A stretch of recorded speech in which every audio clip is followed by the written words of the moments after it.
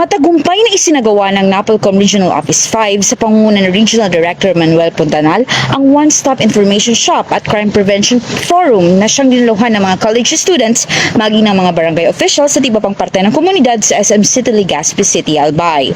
Katuwang ang Pro 5 Albay Police Provincial Office at Legazpi City Police Station, ang nasabing aktibidad ay inorganisa bilang bahagi ng pagunita sa ika-31 anibersaryo ng National Crime Prevention Week. Nagbigay ng pambungad na pananalita si Police Lieutenant Colonel Domingo Vitapel Jr. OIC ng Legazpi City Police Station sa isinagawang talakayan para sa mga opisyal ng barangay.